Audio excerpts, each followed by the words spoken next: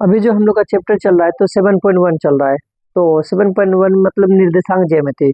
तो निर्देशांक ज्यामिति जो चल रहा है तो हम लोग का 3 नंबर क्या किए थे, कंप्लीट कर चुके थे। आज जो चलेगा 4 नंबर चलेगा।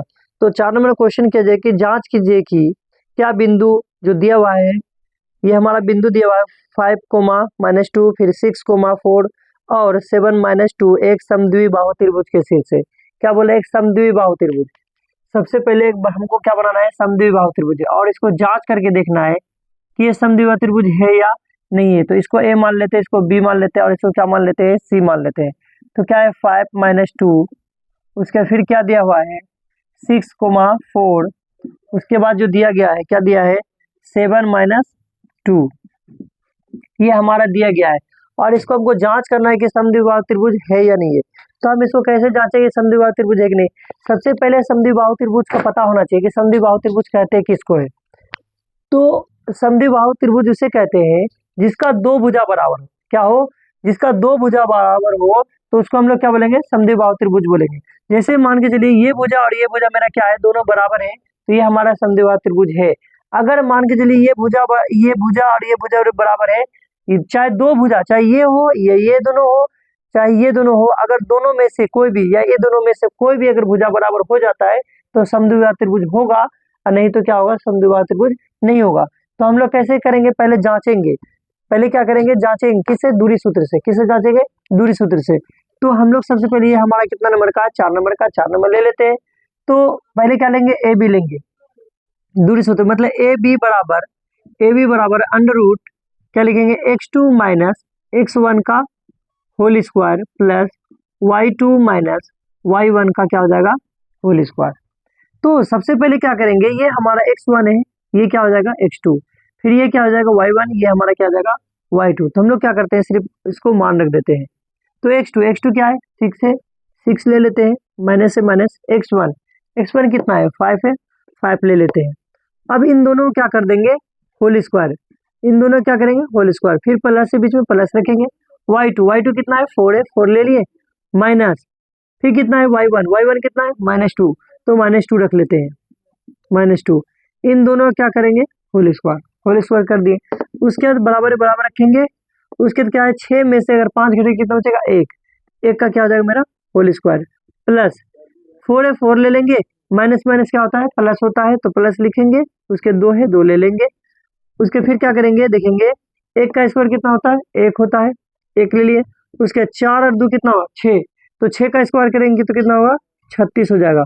तो 36 और 1 कितना हो गया 37, तो कितना निकल गया, यानी ए और बी का मान जो निकला कितना निकला 37। अब हम क्या निकालेंगे, बी और सी को चेक करेंगे, बी और सी को। तो बी सी को चेक करेंगे तो फिर फॉर्मूला क्या, x2 - x1, क्या फॉर्मूला, x2 माइनस x1 का whole square plus y2 - y1 का क्या होता है, होल स्क्वायर। इन दोनों को रख दिए। अब फिर क्या करेंगे, मान रखेंगे। देखिए ये हमारा क्या है, BC लिए, क्या लिए हम लोग, BC लिए, तो BC लिख दिए। तो ये हो जाएगा मेरा x2, ये हो जाएगा मेरा x1, ये हो जाएगा y2, ये हो जाएगा मेरा क्या हो जाएगा y1। तो x2 कितना है 7, तो 7 ले लेंगे पहले। x2 है तो x2 7 है, 7 रखेंगे, माइनस x1 कितना है, x1 देखिए तो कितना है 6 है, तो 6 ले लेंगे x1। उसका क्या करेंगे, होल स्क्वायर, प्लस y2 कितना है -2 है, -2 ले लेंगे, माइनस से माइनस y1 कितना है 4 है, 4 ले लेते हैं। उसका क्या करेंगे, होल स्क्वायर कर दिए। अब देखिए 6 में से अगर 1 घटेगा तो कितना, सॉरी 7 में से अगर 6 घटे कितना बचेगा 1, तो 1 लिख लेते हैं। और उसका क्या है, होल स्क्वायर लिखेंगे, माइनस माइनस प्लस, जुटे ना चिन्ह वही रहेगा, 4 और 2 कितना हो जाता है -6, और उसका क्या करेंगे, होल स्क्वायर। अब 1 का स्क्वायर करेंगे तो 1 रहेगा, 1 लिख लेंगे, प्लस माइनस का स्क्वायर प्लस और 6 का स्क्वायर 36 हो गया। 36 और 1 कितना हो जाएगा 37, 36 और 1 37, तो 37 लिए मेरा BC भी कितना ले गया, देखिए BC भी मेरा √37 और AB भी मेरा क्या है √37। अब हम लोग क्या करते हैं, AC को चेक करते हैं, अंडर रूट x2 - x1। तो हम लोग क्या करते हैं, डायरेक्ट रख देते हैं, x2 ये हो जाएगा, x1 ये हो जाएगा, नहीं तो क्या करेंगे, सूत्र ही रख देते हैं, x2 - x1 का whole square plus y2 - y1 का होल स्क्वायर रख दिए। अब देखते हैं हम लोग क्या करेंगे, सिर्फ मान रखना है। तो ये हमारा क्या हो जाएगा x2, ये हो जाएगा मेरा x1। तो x2 कितना 7 है, 7 माइनस x1 कितना 5 है, 5 ले लेते हैं, उसका होल स्क्वायर कर दिए, प्लस y कितना है मेरा -2 है, -2 ले लेते हैं, प्लस है, सॉरी यहाँ माइनस है, माइनस रख देते हैं, y1 कितना है -2, तो -2 कर माइनस कोष्ट में कर देते हैं, इसको मझली कोष्ट में डाल देते हैं। ये पूरे क्या है होल स्क्वायर, इस पूरे का क्या कर दिए हम लोग होल स्क्वायर,